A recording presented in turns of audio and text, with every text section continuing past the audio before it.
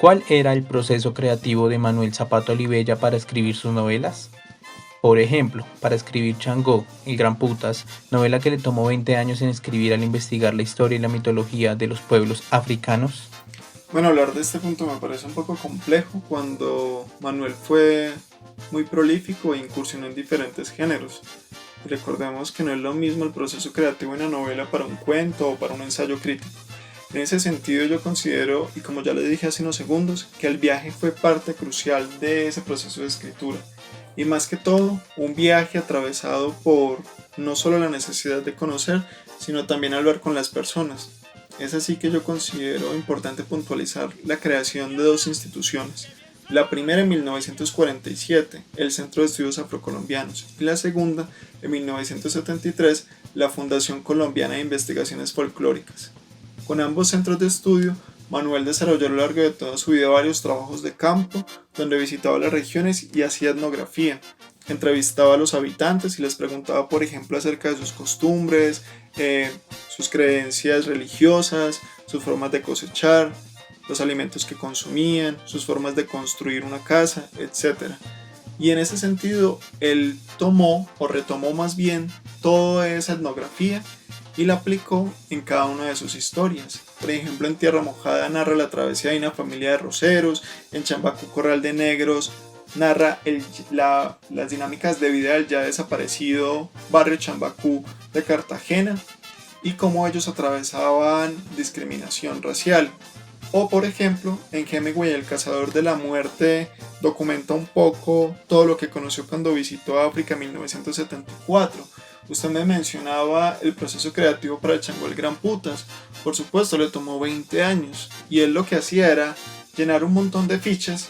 Incluso yo recuerdo cuando hablé con el profesor Dari Venado y él comentaba que Manuel tenía cientos de fichas con datos históricos, con personajes, donde logró armar el árbol genealógico mitológico de estas comunidades africanas, que después plasmó en su gran odisea, Changó el Gran Putas, publicada en 1983.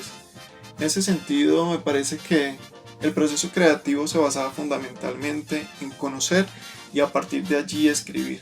Además, diferente a otros escritores, Manuel dijo en varias entrevistas que él estaba interesado más en la justicia social que en generar una estética novedosa y bella alrededor de un libro. Pero yo difiero un poco de la apreciación misma del autor al decir que sus libros lograron las dos cosas, tanto ser un referente literario para la justicia social de algunas comunidades, al tiempo que narrar y describir imágenes muy bellas. Son historias que tocan el corazón y que conmueven, que invitan a la nostalgia, que le permiten a uno conocer sitios de Colombia que a veces pasamos por desapercibidos o no nos damos el tiempo de conocer y visitar. Es así que la obra de Manuel y los procesos creativos que se ven involucrados en ella implican el viaje y además del viaje es como una responsabilidad histórica que Manuel se adjudicó a sí mismo y es defender a aquellos que no han podido emprender ejercicios de defensa y también otorgarles una voz para dar a conocer lo que ellos son, básicamente su ser humano.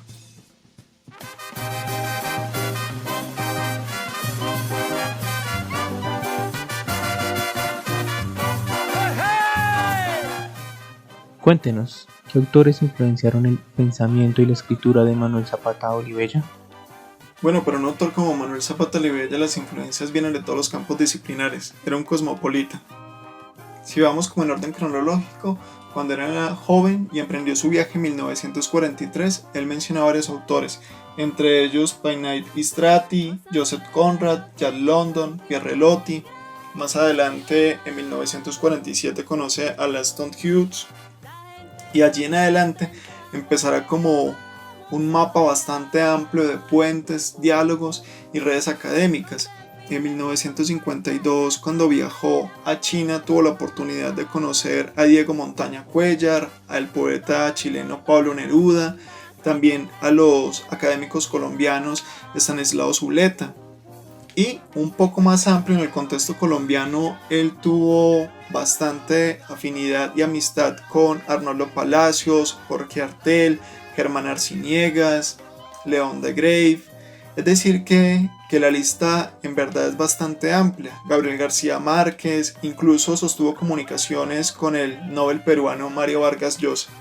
En 1974, cuando visitó África, conoció a Leopold Sédar Senghor, a través del cual trajo a Colombia un término que sería fundamental en los estudios e investigaciones afrocolombianas, y es el término de negritud. Es así que cuando hablamos de Manuel Zapata Olivella tenemos un mapa bastante amplio de todas las influencias que podemos mencionar. Recordemos también a Lawrence Emmanuel Prescott, el norteamericano, a Díaz do Nascimento en el Brasil, a Angelina Pollack en Venezuela. En el caso de los antropólogos colombianos tenemos a Nina S. de Friedemann. Cuando hablamos de Manuel Zapata Olivella y esas influencias en su pensamiento, es difícil ceñirse a un conjunto cerrado de autores. Creo que por eso Manuel trascendió fronteras, y es que él no se ceñía a una idea o se cerraba a un pensamiento concreto, sino que se nutría de la diversidad de saberes que se pueden encontrar a lo largo del mundo cuando uno visita diferentes ciudades y se permite dialogar con esas regiones.